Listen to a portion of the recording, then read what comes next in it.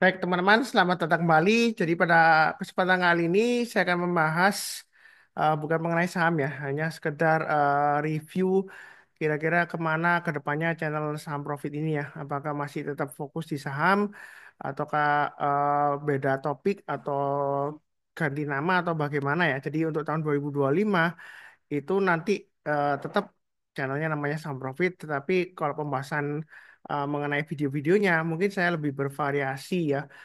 Investasi yang legal, aman ya, seperti itu ya. Jadi bukan yang sesuatu yang ilegal atau yang nggak aman gitu ya, seperti itu ya. Jadi mungkin saya bahas dari um, reksadana atau emas ya, atau nanti beberapa pembahasan mengenai kripto ya, peluangnya seperti apa ya sudah.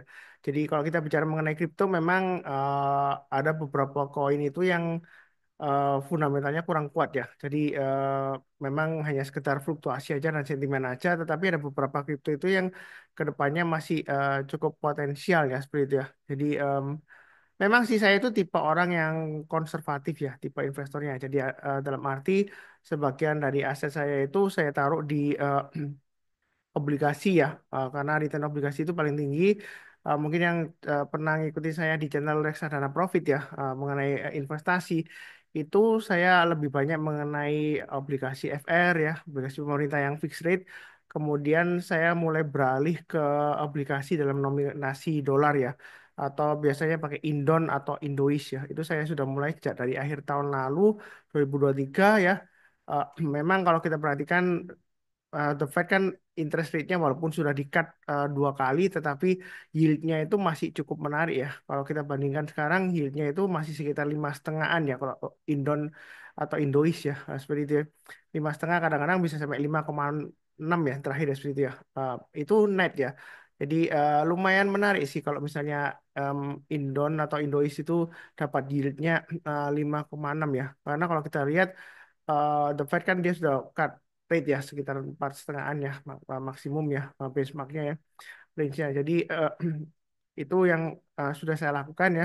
Tetapi kalau kita perhatikan memang tahun 2024 ini ya itu untuk saham kalau kita bicara mengenai indeksnya ya secara keseluruhan itu memang kita itu kecenderungan jalan di tempat. Memang ada beberapa saham yang naiknya tinggi ya seperti itu ya. Seperti Brand, PTRO sebelumnya seperti itu ya. Um, Indi seperti itu dan sebagainya banyak banget ya seperti itu. Saya hanya contohkan beberapa aja ya seperti nah cuan ya seperti itu. Nah, tapi saya kecenderungan memang nggak trading di saham-saham tersebut karena fluktuasinya tinggi. Karena dari tahun 2013 sampai sekarang itu saya masih tetap fokusnya kalau di saham itu kebanyakan di saham perbankan ya. Saham lainnya ada cuma nggak terlalu banyak ya seperti itu ya. Nah, kalau kita lihat memang perbankan ini tahun 2024 kalau dia kita lihat dari sejak masa kejayaannya ya sebelumnya di 2024 itu sampai dengan kuartal satu aja. Setelah itu dia turun dan ditambah lagi asing jualan ya makin memperparah ya. Kemudian kalau kita bicara mengenai kurs juga saat ini rupiah itu masih tertekan ya oleh US dollar.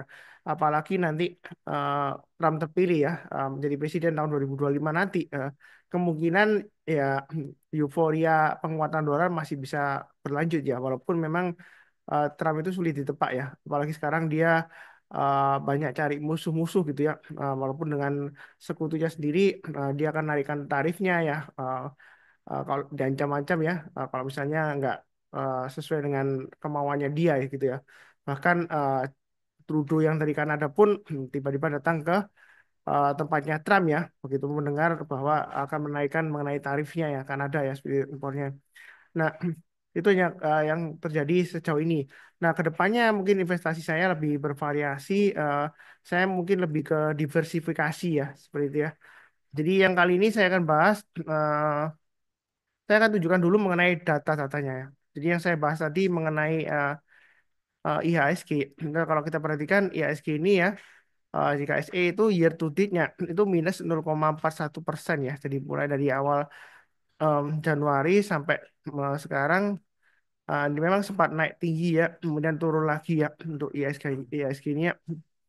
Jadi kalau bicara mengenai IHSG memang nggak sepenuhnya akurat ya, karena pembobotannya itu eh, lebih dikuasai oleh saham-saham yang berhubungan dengan konglomerat PP ya. Eh, Anda tahu semua lah PP itu siapa ya. Saham-sahamnya seperti Cuan, TPIA, brand ya seperti itu. Nah, itu lebih dipengaruhi banyak dari sana ya untuk IHSG-nya. Nah, seperti itu. Nah, kurang lebih kondisi market 2024 indeks kita itu seperti itu ya seperti itu. Nah, kalau kita bandingkan dengan aset lainnya, contohnya dengan Bitcoin ya. Nah, Bitcoin itu kan kalau kita lihat ini ya harga year to date-nya untuk Bitcoin itu setelah halving dia memang sedang koreksi ya. Setelah itu dia melambung naik ya, euforia Trump. Apakah nanti berlanjut atau enggak? Kita nggak akan pernah tahu pasti ya. Lihat kondisi global juga. Nah ini kenaikannya year to date sudah 125% ya, seperti itu ya. Sebenarnya saya cukup menyesal sih. Saya nggak mau terjun ke Bitcoin. Bukan karena saya itu bodoh atau enggak ya. Itu lebih ke profil investornya sih. Kalau saya memang dari awal memang konservatif ya seperti itu ya. Nah, kenapa konservatif? Karena memang saya itu usianya sudah usia lanjut dan juga banyak yang harus saya tanggung bebannya ya. Misalnya beban keluarga, terus kemudian beban sekolah anak saya dan selanjutnya ya. Jadi kalau mau em, switch atau beralih ke investasi yang lebih beresiko tinggi itu saya sih belum siap menanggung risikonya. Terus terang aja di sana. Karena kalau saya berani mempertaruhkan dengan risiko tinggi, mungkin saya lebih kaya raya dari sekarang ya. Misalnya invest 80% di Bitcoin atau 80% di gold ya seperti itu. Nah, nah, mungkin seperti itu. Tetapi itu pun kalau sudah jadi ngomongnya gampang ya. Oh, tahu gitu dari awal kita ke Bitcoin aja. Tapi saya tetap konservatif di 2025 tetap ya. Cuman saya mungkin ada diversifikasi sedikit ke Bitcoin dan emas ya seperti itu. Jadi akan saya bahas juga di channel saya nanti. Bukan berarti saya gagal fokus ya seperti ada channel influencer sebelumnya dia bahas mengenai saham terus dia pindah pelan-pelan ke Bitcoin akhirnya bahas kripto ya jarang sekali bahas saham ya seperti itu ya ada influencer seperti itu dan juga ada influencer yang dulunya dia di saham kemudian dia karena pinter ngomong ya terus akhirnya followernya banyak subscribernya banyak akhirnya dia topiknya itu bervariasi nggak cuma bahas mengenai saham tapi juga mengenai topik-topik yang pokoknya yang lagi hot saja seperti itu ya. Yang dia bahas ya seperti itu ya yang apa aja deh pokoknya yang lagi hot siap bahas ya pokoknya demi eh, subscriber ya demi konten lah istilahnya seperti itu tapi saya sih kedepannya memang mau lebih bervariasi untuk diversifikasi aset ya nah untuk kali ini saya mungkin lebih bahas mengenai gold ya gold ini memang salah satu investasi yang jangka agak panjang ya agak panjang itu dalam arti 5 tahunan ya minimal ya Eh, karena kalau kita lihat ya memang tahun 2024 ini ya dari awal sampai sekarang ya sampai tanggal 28 Desember saat saya buat ini 2028 ya itu gold itu kenaikannya sekitar kalau dari start sampai nilai tertingginya itu naiknya sekitar 35% ya dari XAU USD-nya kenaikan dari gold dalam waktu year to date-nya dari awal tahun 2 Januari 2024 sampai 28 Januari 2024. Nah, kalau berdasarkan harga Antam ya, harga Antam terakhir untuk 1 gramnya untuk goldnya itu atau emas, saya ambil harga yang terendahnya aja 1526 ya, kalau kita jual ya. Nah, 1526 ini kalau kita bandingkan dengan eh, harga emas Antam yaitu di em, sebentar, saya belum terus ya. Jadi harga emas 2 Januari 2004 itu harganya emasnya di harga 1.129 per gram ya. 1.129.000 per gramnya ya. Itu 2 Januari 2024. Nah, sekarang kalau kita perhatikan harga yang terakhir kan 1.526.000. Jadi kenaikannya sekitar 30% ya. Seperti itu ya untuk emas. Itu dalam waktu less than 1 year. Seperti itu ya. Jadi memang luar biasa. Dia nggak em, kalah dengan Bitcoin ya. Walaupun Bitcoin lebih tinggi, tetapi kan uh, nature-nya beda ya. Kalau um, Bitcoin itu dia lebih ke digital. Kalau emas itu memang digital ya. Kalau kita pakai digital, tapi kita bisa opsi kalau kita mau pegang aset fisiknya. Ya, seperti itu ya. Kalau Bitcoin memang kita bisa pegang aset fisiknya, tetapi kalau untuk pembayarannya dikonversi itu kan harus juga dikonversi ke mata uang fiat juga. Tapi kalau emas uh, walaupun dikonversi, tapi kan dia uh, secara keseluruhan dia masih cukup bertahan lah ya seperti itu. Apalagi kita bisa simpen fisiknya ya seperti itu. Ya, ya. Jadi kalau kita khawatir di taruh digital ya mungkin kita bisa cairkan cetak emasnya seperti itu ya. Eh, nah kira-kira di tahun 2025 itu emas seperti apa ya. Jadi saya ada riset juga beberapa minggu ini ya, sambil liburan saya juga sambil research. Eh, jadi kalau kita lihat memang dari grafiknya Mas tadi ya, kalau situasi kondisi dunia itu baik-baik saja, nggak ada gejolak seperti perang, kemudian inflasi tinggi dan lain-lain. Emas itu kecenderungan sideways ya. Sideways-nya kalau kita lihat range-nya dari low-nya ke high-nya itu sekitar 25 sampai 30 20 sampai 25 20 sampai 25% lah dari range-nya dari bawah ke atasnya gitu ya. Ya. Seperti contohnya ini tahun 2016 sampai 2019 ya. Itu kan nggak ada sesuatu yang luar biasa ya. Jadi dia sideways lama eh, emasnya ya. Kemudian dia naik 2019 ke atas mulai dia naik, kemudian kena COVID memang cenderung melandai ya COVID ya. Karena ekonomi kan lesu, jadi nggak ada apa-apa. Terus kemudian kena perang Rusia, memang karena perang Rusia gold sempat naik, kemudian dia terkoreksi ya. Seperti itu ya. Nah, tapi kalau kita lihat secara keseluruhan memang dalam 5 tahun, nggak sampai 5 tahun ya, 2020 sampai 2024 ya, 4 tahun itu dia sideways. Jadi sidewaysnya juga kalau kita ukur dari terendahnya ya dari awal-awalnya gini ya, eh, tertingginya itu kurang lebih sekitar ya paling tinggi 30%, tapi saya ambilnya 25% lah. Nah, nah ternyata di tahun 2024 ini naiknya tinggi ya, naiknya sekitar 35%. Kemudian sekarang memang sudah mulai koreksi ya. Nah, kalau kita lihat memang ada pattern yang terbentuk di sini. Ini patternnya ini penentuan ya. Kalau dia berhasil breakout, jadi kalau Anda nonton di beberapa YouTube channel itu resisten tertekannya yang digambarkan itu sekitar 2700-an ya. Jadi untuk XAU USD ya, eh, itu 2700 US dollar ya. Kalau dia tembus ke atas 2700 maka kurang lebih targetnya berikutnya ya sekitar 3000 bahkan bisa sampai 3200 ya untuk harga emasnya ini. Jadi saya ambil dari 2700 kemudian 3000 itu kan sekitar ya sekitar 300-an ya. Kemudian kalau kita lihat ambil berikutnya ya mungkin sekitar 3300-an. Nah, itu untuk emas. Jadi memang saat ini dia masih konsolidasi istilahnya ya.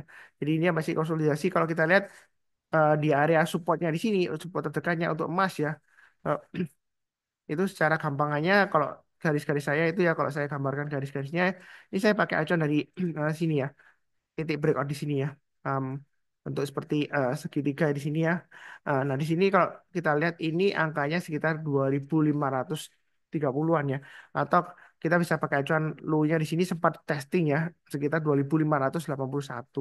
Jadi kalau misalnya em, Anda mau nyicil emas ya kemungkinan area entry-nya sekitar 2600-an lah ya. Kalau dia turun ya mungkin kita bainya jangan terlalu banyak, tapi kalau sudah mulai naik lagi ke atas 2600 kita barusan eh, mulai buy ya. Tapi terus terang aja saya sih untuk emas saya nabungnya nyicil aja. Saya nabung emasnya digital aja ya. Ya.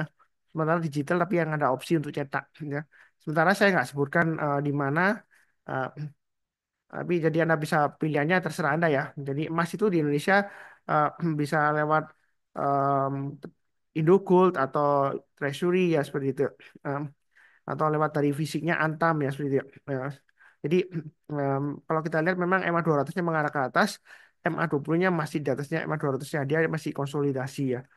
Nah, apakah nanti bakalan sideways panjang di antara 2500 sampai 2700 sepanjang tahun 2025 ya mungkin aja terjadi. Jadi Anda kalau mau mulai diversifikasi aset ke gold ya mungkin baiknya bertahap aja ya.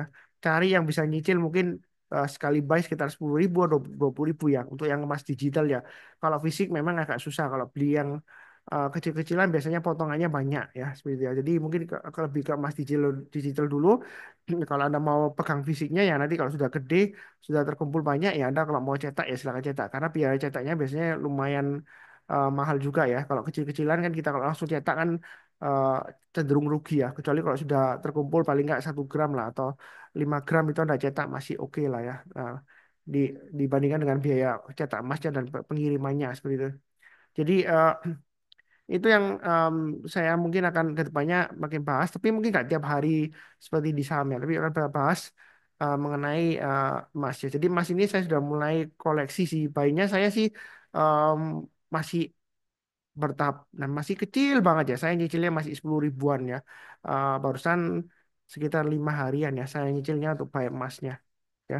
Eh, memang kalau Pak Mas ini saya pakai istilahnya itu rupiah cost averaging ya. Jadi nggak terlalu teknikal juga karena kalau kita lihat dari teknikalnya memang masih bullish ya. Nah, buy on weakness di mana? Ya Anda bisa aja pakai teknikal ketika dia breakout dari resistennya. Resistennya di sini kalau kita lihat MA20-nya kurang lebih yang terdekatnya banget ya. Itu sekitar 2641 ya atau 2642 ya. 2642 kalau dia berhasil breakout ya, maka dia akan testing resisten berikutnya sekitar 2700 ya. Itu yang kebanyakan analisanya orang-orang ya. Memang sempat 2700 dia naik, kemudian dia terkoreksi lagi dah. Nah, tapi kita jangan terlalu kaku. Kalau dua kali di sini dia berusaha tembus gagal terus, belum tentu nanti kalau dia tembus ke atas 2700 dia bakalan turun lagi, belum pasti ya. Ya. Jadi kita jangan punya mindset anchoring seperti itu. Kenapa? Kalau kita lihat yang sudah jadi di sini ya, ini kan kena resisten ya di sini ya. Ini kalau kita gambarkan garisnya di sini, sebentar saya coba lihat ya ini di angka berapa. Ini kurang lebih di angka sekitar 2400-an ya. Ini sebentar 2430. Nah, kalau kita lihat dari sebelumnya ya 2430 di sini ini dia berusaha nembus lagi gagal ya dia turun. Nah, ini dia berusaha nembus gagal dia turun kan. Nah, memang ini lama ya. Lama konsolidasi beberapa bulan kemudian dia nembus lagi dia gagal kan. Eh, Memang sempat berhasil tapi dia gagal lagi. Tapi kalau kita perhatikan ini arah MA20-nya mengarah ke atas lagi ya. Walaupun sebelumnya dia berfluktuasi sempat naik kemudian turun lagi, tetapi dia sudah mulai mengarah lagi. Nah, ternyata kalau kita masih tunggu terus di bawah terus, misalnya tunggu terus di bawah ini Pak Sunar di sini ya, ya area support sebelumnya ya kita sudah ketinggalan titik breakoutnya dari sini ke sini ya. Dan ini nggak lama ya, seperti itu ya. Kalau kita lihat ini eh, sekitar Agustus, kemudian ini sampai dengan eh, November minggu pertama ya, seperti itu ya. Dia melambung naik tinggi ya. Apakah karena gara-gara Trump itu menang ya? Mungkin saja salah satu faktornya. Tetapi saya melihat seperti ini ya. Nah, gold ini apakah 2025 ini masih ada peluang? Saya lihatnya seperti ini. Kalau kita lihat dari US Treasury ya, utang Amerika ya, US Treasury di sini ya. Saya ada tabelnya di sini. Datanya kalau dari sini pemegang surat utang Amerika atau US Treasury paling banyak itu adalah yang pertama adalah Jepang, kedua adalah Cina ya. Kadang-kadang eh, UK ya, tapi sekarang kecenderungan masih Cina ya, masih kuat ya, kedua ya. Nah, kalau kita lihat dari awal 2024 Cina ini mengurangi terus ya porsi kepemilikannya dari eh, US Treasury ya. Jadi dia nggak pernah naik lagi di atasnya 800 billion ya, seperti itu ya. Jadi berkurang-kurang terus. Nah, seandainya ke depannya ya Trump itu dia masih eh, membakar terus antara Cina dengan Taiwan ya, apalagi dia sering memanas-manasin eh, China itu kan dia itu kan agresif ya di wilayah kelautan Laut Cina Selatan itu dia itu negaranya di atas ya, kemudian dia itu klaim wilayah perairannya itu bisa sampai nine dash line. Itu dulu ya nine dash line, sekarang nggak salah dia diganti ten dash line ya, slightly bigger, lebih besar lagi. Nah, dia itu sering manas-manasin dengan negara yang sekitar Cina yang dispute perairannya itu ya.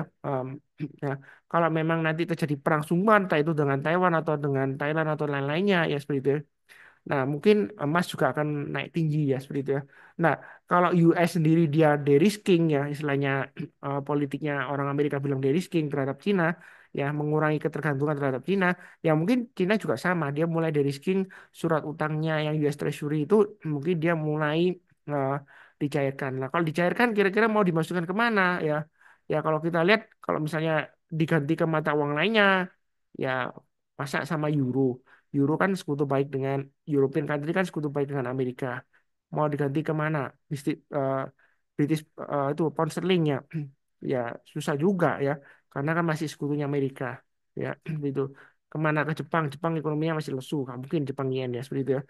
Nah, kemungkinan ya kalau nggak aset lainnya mungkin Bitcoin. Kalau Bitcoin sih kemungkinan nggak. Mungkin pemerintah Cina kalau kita lihat ya sebelumnya impor goldnya untuk pemerintah Cina itu meningkat ya seperti itu ya. Jadi kemungkinan besar kalau misalnya dia Cina itu pemerintah yang mengurangi mengurangi em, dari US Treasury ini ya, mungkin dia dicairkan, mungkin dia borong emas lagi ya kita nggak tahu. Ya mungkin ya. Saya sih bukan ahlinya dalam arti pasti 100% benar enggak. Tapi itu menurut prediksi aja. Jadi kalau misalnya China itu benar-benar de-risking ya mungkin dia akan mencairkan US Treasury-nya mungkin dibelikan emas lagi seperti itu ya. Kita nggak pernah tahu. Nah, kalau beberapa analisa yang saya lihat di YouTube video sebelumnya ya, Nah, itu dia kaitkan dengan utang Amerika yang mana membengkak naik tinggi ya seperti itu ya. Nah, mungkin saya coba lihat US debt ya. Nah, kalau lihat US debt ini utang Amerika ini kan eh, selalu naik terus ya, dari itu ya. Jadi mana ya lihatnya? Em, Mungkin saya lihat di image saja ya, di Wikipedia lah yang atau di BBC lah. Nah, kalau kita lihat ini kan uh, utang Amerika kan dia naik-naik terus ya seperti itu ya. Nah, apakah ada korelasinya dengan gold? Ya, gampangannya sih kalau uh, US itu masih cetak uang terus ya, ini kemungkinan naik-naik dan melambung terus, kemungkinan nanti ya walaupun mata uang Amerika itu uh, melawan hukum ekonomi sebenarnya mata uang Amerika itu karena semakin banyak cetak uang harusnya nilai mata uangnya semakin jatuh kan. Apalagi kalau inflasinya tinggi, suku bunga dinaikkan ya, saya nggak langsung cetak uang ya. Jadi kemungkinan ya mata uangnya jatuh. Ternyata nggak, masih cukup kuat ya dolar terhadap yang lainnya ya. Seperti itu ya. Jadi walaupun terhadap rupiah pun sempat koreksi sebelumnya 15 ribu lebih, itu turun ya. Ternyata balik lagi ke atas ya seperti itu. Memang saya juga ada investasi di mata uang sih US dollar ya seperti itu ya. Ada beberapa yang saya konversi. Nah, saya lihatnya sih gampang aja. Saya sering sebutkan di video saya kan, kalau pakai analisa yang sederhana itu pakai MA20. Artinya ya kan, kalau misalnya em, suatu saham ya, saya biasanya kan sering bahas mengenai saham. Saham itu kalau MA20-nya mengarah ke bawah ya, apalagi harganya masih di banyak MA20-nya, ya kita jangan beli dulu ya. Contohnya sama kayak US dollar, waktu itu tempat koreksi turun-turun kan, keadaan udah mulai membaik ya.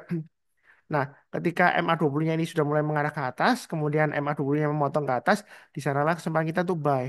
Ya, itu yang sering saya sebutkan di YouTube channel video saya kan. Nah, buktinya ini bisa dipakai juga untuk analisa mata uang rupiah. Saya juga koleksi mata uang rupiah.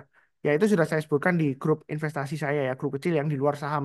Biasanya saya sebut reksadana saham, tapi eh, sekarang saya rename grupnya, saya ganti menjadi Merdeka Financial ya. Jadi kalau Anda mau join itu Telegramnya di namanya itu sebentar ya, saya kasih lihat ya untuk sedikit mengenai grup yang saya bentuk dulu yang namanya Reksadana Profit yang bahas selain saham ya, investasi yang legal, aman ya. Tapi sekarang saya rename ke Financial Freedom ya.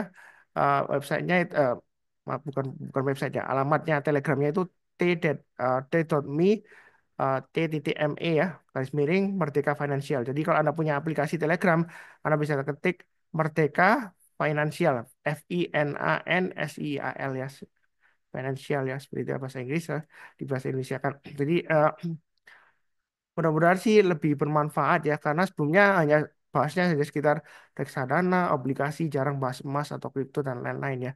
Seperti itu ya. Bukan berarti saya nggak fokus, nggak. Memang ini saya sendirikan dengan yang di saham ya, seperti itu. Nah, kurang lebih sih seperti itu ya pengenalan grupnya ya. Nah, ini gampangannya ini sebelumnya kan MA20-nya. Seringkali kan saya sebutkan di channel YouTube ya. Buy on weakness itu buy on weakness di MA20. Ketika MA20-nya dipotong dari atas ke bawah, kemudian memotong lagi ke atas, kesempatan kita untuk buy. Nah, kadang-kadang memang nggak sampai dipotong, hampir disentuh ya. Tapi kemudian kalau saya sudah bilang sebelumnya juga, kalau dia breakout dari high-nya sebelumnya, ya 2 atau 3 candle sebelumnya, ya itu kesempatan kita untuk buy. Kalau dia sudah berhasil naik ke atas ya. Nah, seperti itu ya. Selama MA20-nya mengarah ke atas, harga sahamnya masih di atas MA20-nya itu masih bagus ya. Buktinya di kurs USD IDR ini kan mata uang kan itu dia masih naik ya. Nah, naik pun kalau dia testing lagi MA20-nya, selama dia MA20-nya masih mengarah ke atas, kadang-kadang terjadi istilahnya itu weakness atau pelemahan.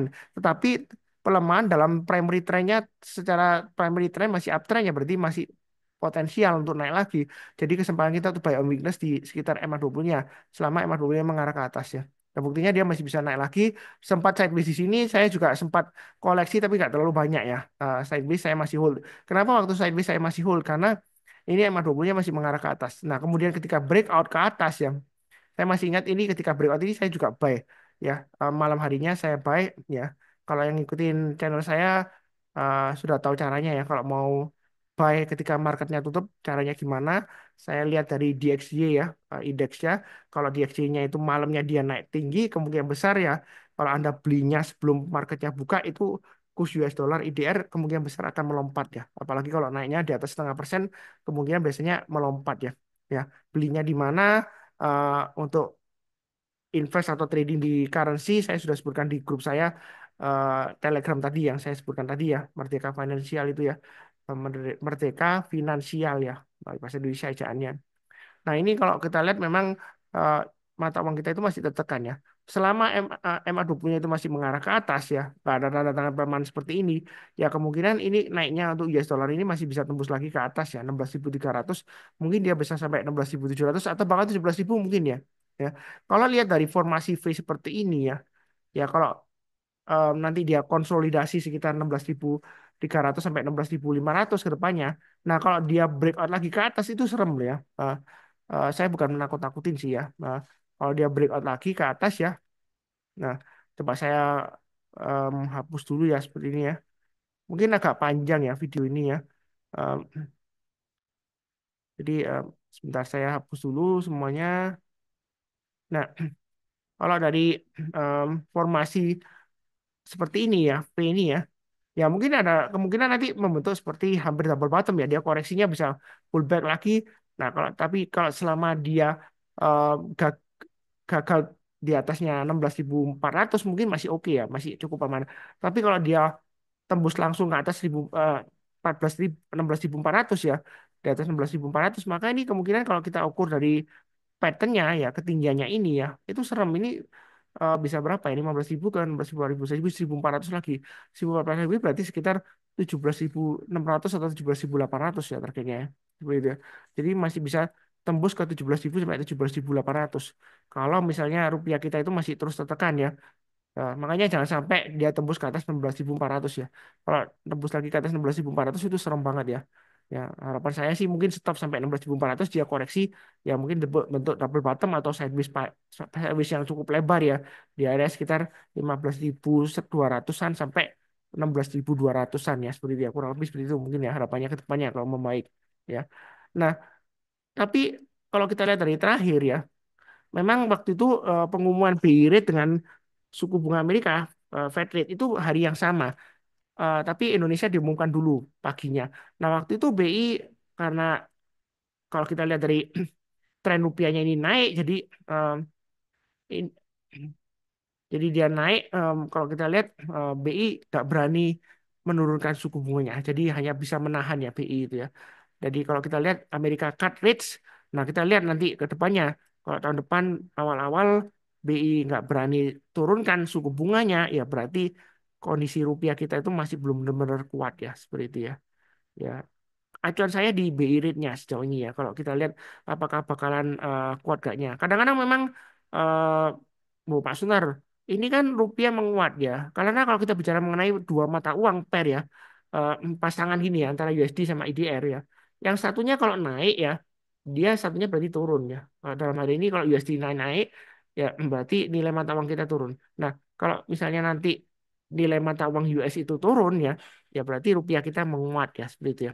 Bukan berarti rupiah kita menguat enggak karena sebabnya dari pairnya itu yang melemah ya seperti sebelumnya kan US dollar melemah jadi mata uang kita menguat ya seperti itu ya. Nah, kedepannya seperti apa ya kita nggak akan pernah tahu. Memang kalau kita lihat pernah baca berita sebelumnya, Presiden Prabowo itu pernah mengatakan optimis bisa membawa US dollar Indonesia rupiah ke 5.000 dengan hilirisasi pertanian. Nah, saya cuma mengatakan aja eh, punya cita-citanya baik ya. Ya, negara kita memang kaya raya ya. Kalau hilirisasi pertanian diolah dengan baik memang hasilnya luar biasa. Tetapi kita jangan lupa juga ya seperti itu. Ya, yang bisa memproses hasil pertanian dari raw sampai ke produksi yang memiliki nilai tambah kan bukan hanya Indonesia ya. Apalagi kalau negara kita itu hukumnya lemah. Nah, secara gampangnya lah investasi di Indonesia untuk oleh asing ya. Memang Presiden Prabowo pernah bilang ya, yang terakhir dia tur ke beberapa negara mendapat investasi yang besar ya. Ya, itu kita sambut baik. Tetapi kalau saya lihat dari beberapa perusahaan Amerika yang katanya mau buka pabrik tapi nggak jadi-jadi. Contohnya dulu Tesla nggak jadi-jadi sampai sekarang. Ya seperti itu ya. Kemudian Apple dipimpong terus Indonesia itu. Memang sejak di ban ya, penjualannya katanya mau komitmen bangun pabrik. Pertamanya nilainya sedikit ya, berapa miliar. Jadi itu dia nawari lagi lebih gede, tapi Indonesia masih negosiasi komponen dalam negerinya masih belum memenuhi ya. Mungkin Apple juga masih negosiasi atau gimana. Tetapi kalau kita lihat dari Menteri Perdagangan yang terakhir bilang katanya rapat aja belum ya seperti itu ya. Jadi belum tentu juga masuk ke Indonesia. Malah Apple katanya ke Vietnam ya seperti itu. Jadi eh, saya juga bingung nih sebenarnya Indonesia itu kenapa kok mulai dari Tesla gagal, kemudian sebelumnya juga ada kan Nvidia bosnya ke Indonesia. Entah kenapa waktu itu kok presiden nggak nemu ya. Mungkin presiden lagi di luar negeri ya. Saya juga nggak tahu beritanya. Tapi Nvidia akhirnya gak jadi di Indonesia. Dia ke negara lainnya Vietnam kalau nggak salah ya. Ke Vietnam. Nah tapi ya itulah yang membuat ya kita juga sentimennya masih belum ada ya. Di tengah-tengah lagi kasus IPO sebelumnya ya. Sampai bos BI dipanggil oleh kepolisian ya. Ya menjelaskan mengenai kasus IPO sebelumnya. Ya. Memang sih itu hanya oknum ya, bukan bukan dari lembaganya IDX, bukan dari oknum yang tersangkut kasus ya. Seperti itu. Ya mudah-mudahan aja kita berdoa yang terbaik di 2025 ya untuk Indonesia. Saya rasa sih cukup sekian. Eh, Izinkan saya untuk mengucapkan selamat hari Raya Tahun Baru ya nanti ya. Em, ini kan masih musim liburan ya. Saya kebetulan di rumah aja karena masih banyak kerjaan rumah juga. Em, di akhir video seperti biasanya, saya doakan semuanya em, selalu sehat, damai, dan sejahtera selalu. Semoga tahun 2025 kita semua akan semakin diberkati yang luar biasa ya. Yang pasti yang paling utama adalah kesehatan kita semua. Jadi kita itu kalau eh, menjaga keseimbangan dengan baik ya, makan yang baik, tidur yang baik, pola tidur yang baik ya, jaga kesehatan selalu, maka mudah-mudahan kita akan diberkati selalu. Nah, kalau kesehatan kita diberkati ya, ya mudah-mudahan juga kita diberikan kedamaian ya, kesejahteraan. Itu kesejahteraan mungkin ke nomor yang ketiga ya. Habis seperti itu, terima kasih banyak. Sekian, tetap semangat.